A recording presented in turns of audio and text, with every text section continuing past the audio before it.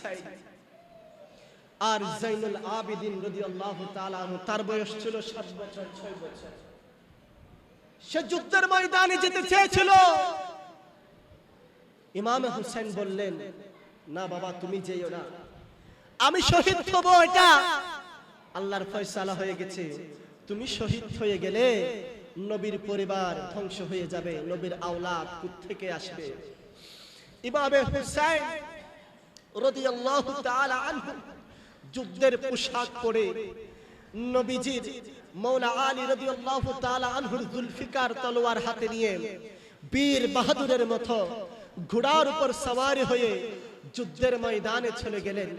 যুদ্ধ করছে, সামনে যেই আসছে ইমাম হুসাইন তাকে কতল করে ফেলছে, কচু কাটা কাটছে, কেউ ইমাম হুসাইনের সাথে পারছে না। যুদ্ধ করতে করতে ওইদিকে মসজিদে আযান হতে লাগলো, আল্লাহু আকবার আল্লাহু আকবার, হাইয়া আলাস সালাহ হাইয়া আলাস সালাহ।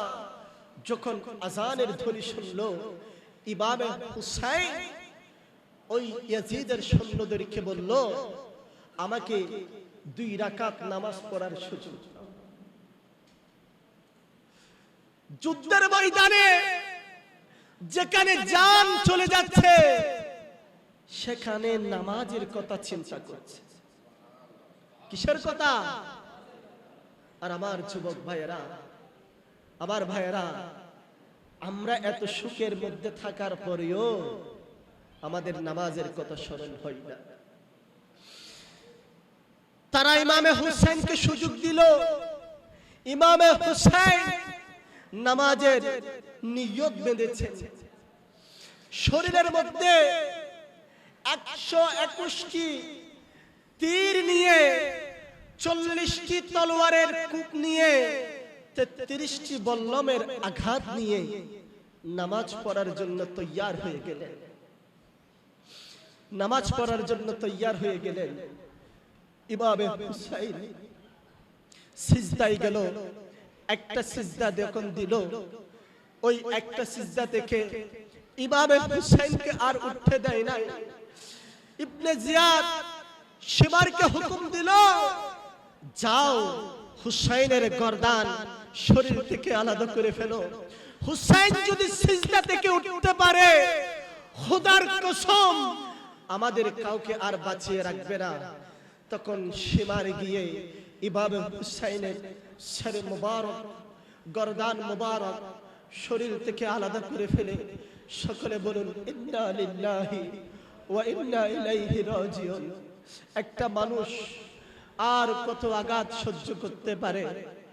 শরীরের মধ্যে 121টি তীর ঢুকেছে, 40টি তলোয়ারের কূপ খেয়েছে, 33টি বল্লমের আঘাত পেয়েছে।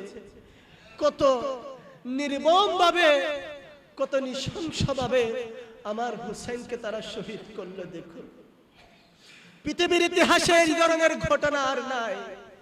প্যারা হাজিরিন, ইমাম হুসাইনকে শহীদ করলো তো করলো, শহীদ করার পরে এরা আক্রান্ত হয় নাই।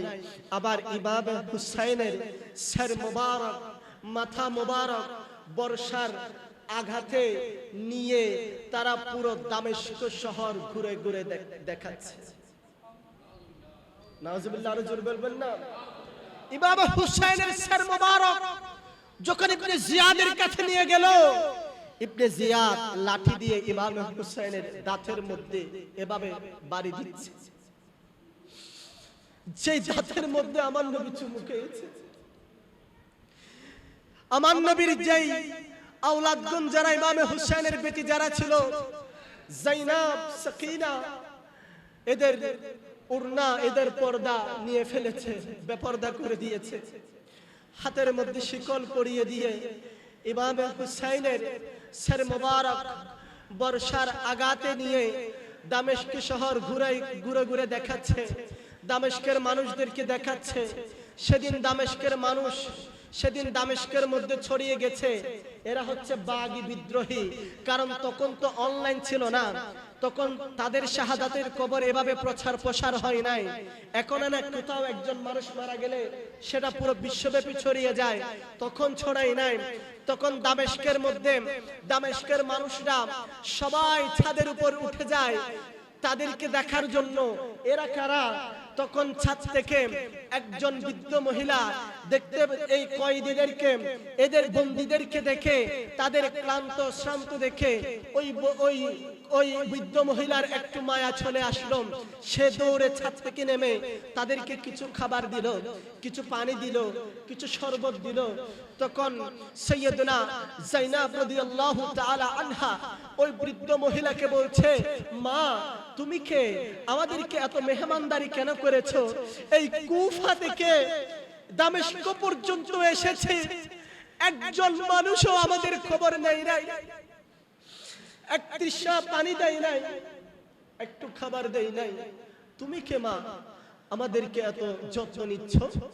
তখন ওই বৃদ্ধ মহিলা বলছে, আমি হচ্ছি মা ফাতিমা রাদিয়াল্লাহু তাআলা আনহার খাদেমা। সুবহানাল্লাহ বলে, আমি মা ফাতেমার খেদমত করতাম। যখন মা ফাতেমা দুনিয়া থেকে বিদায় নিয়েছেন আমি আমার ঘরে চলে এসেছি। তো আমাকে মা ফাতেমা একটা ওসিয়ত করেছেন, বলেছেন যখন কোন কয়েদি, যখন কোন বন্দী দেখবা তাদেরকে সেবা করবা। তাই আমি তোমাদেরকে দেখে নেমে আসলাম। তখন ওই যায়েনব রাদিয়াল্লাহু তাআলা আনহা ওই বৃদ্ধ মহিলাকে বললেন, মা তুমি তো আমাদের বড় ইজ্জত করেছো, সম্মান করেছো, এবার বলেন আমরা তোমার জন্য কি দোয়া করতে পারি? তখন ওই বৃদ্ধ মহিলা বলছে, ওই খাদেমা বলছে, ওগো মা জান, আমার বড় একটা ইচ্ছা, বড় একটা আশা।